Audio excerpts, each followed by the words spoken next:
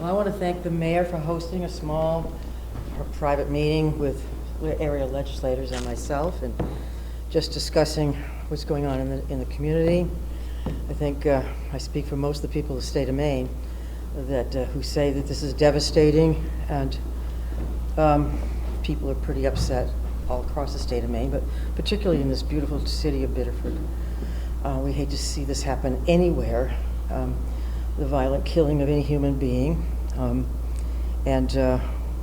I wanted to come here and express my condolences to the city, to the community, to the members of the legislature who are here and who are extremely concerned, rightly so, about the safety of people who live here.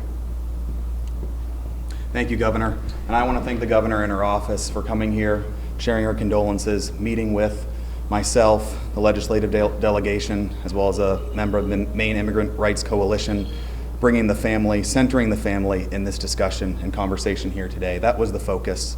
That's why we're here, to pay our respects to the family, to look out for their interests. And I want to thank the Governor and her staff for keeping us informed, open channels, and providing resources to the city of Biddeford as we deal with this.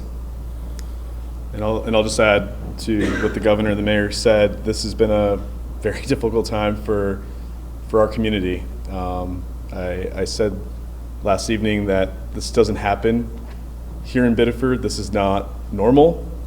We're a tight-knit community. We're supposed to be a city, but I think like any city in the state of Maine, we're relatively small, and we're tight-knit, and we're good neighbors to one another.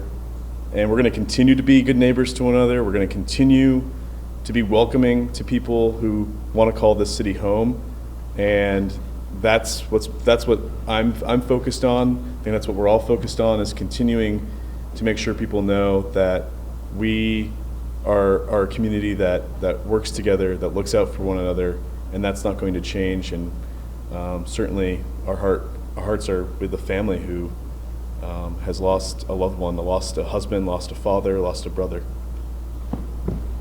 I want to thank Representative Mallon, Senator Ingerson, and Representative Guerrero also for being part of these discussions. They have the same interests as we do, of course, and their constituents, above all, are reflected in their concerns.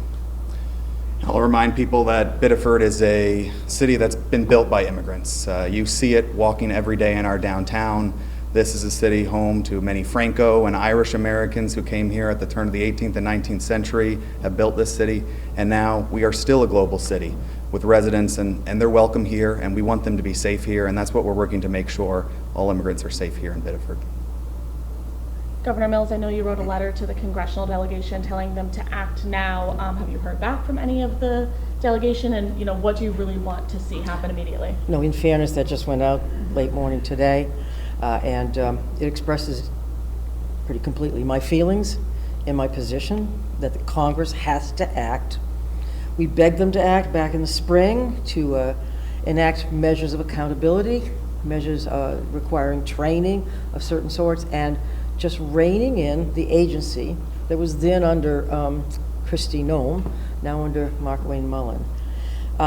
We'd like to see more aggressive action on the part of the Congress to protect the lives of people across this country, not just in Biddeford, not just in Maine, but everywhere.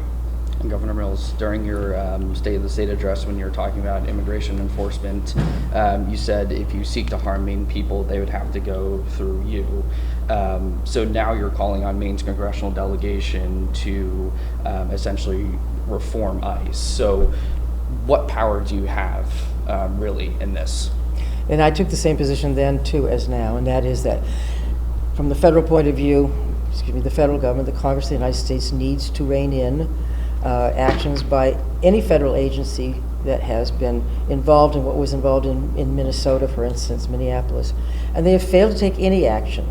So yes, we're doing the best we can, working with state and local law enforcement and communities to make sure people are safe. And LD 1971 is obviously going to effect next week. You didn't sign that. Do you regret now not signing that? No, I stand by my position. Look, it has been adopted by all the serious agencies across the state, including the state police. And they've been complying with the policy and the letter of the law, whether it's actually in effect or not. So No, it's been in effect, and I don't regret putting it off until the right time. Governor, what kind of cooperation is going on between state and federal law enforcement, and what's your confidence level that this will be a fair investigation? We've all asked, and Republicans and Democrats have asked for there to be a transparent and effective, and congressional people have asked for an expedited investigation by the OIG. We've all asked for transparent and effective investigation. I believe that's what is happening. I believe there is a level of cooperation, and I want to see that continue. Governor, I know that you have been keeping in touch with our mayor here over the last 48 hours. Are you planning to continue to update the city from the state level, most specifically from information from the district attorney's office on any part of the investigation? The local district attorney's office, Kathy Slattery's? Well, No, I'm sorry. From the main AG's. The Attorney General's office. Forgive me. Yes, we'll be in touch, we remain in touch with them. Aaron Fry is doing his job, his people are doing their job, and we expect that to continue, and we'll remain informed, myself and the mayor. And you used to be the AG. Do you wish that the AG's office release more information, or do you? I'm confident that AG Fry and his people are doing a good job. Governor, can you Mr. Mayor? speak to where the investigation stands right now? I'm sorry? Can you speak to where the investigation stands right now, or? It wouldn't be appropriate for me to offer that information. I can just say the investigation is ongoing, and I'm confident it will continue until all the facts are uncovered and understood. I know I LD do want to read you a post from President Trump. He said ICE is doing a great job. Ending ICE traffic stops won't happen on his watch. Secretary Mark Wayne Mullen responded saying our #1 goal is to keep officers safe and get criminals off the streets. What is your response to that?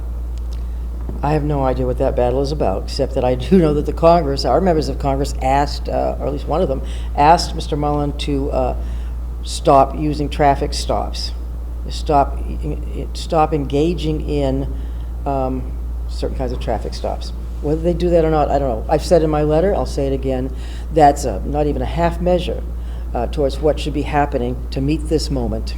Governor, on that note, did you see the tweet that came out earlier this morning from President Donald Trump that directly contradicts I think that's what he was asking about, yeah. Yeah. Sort of, that and Mullen.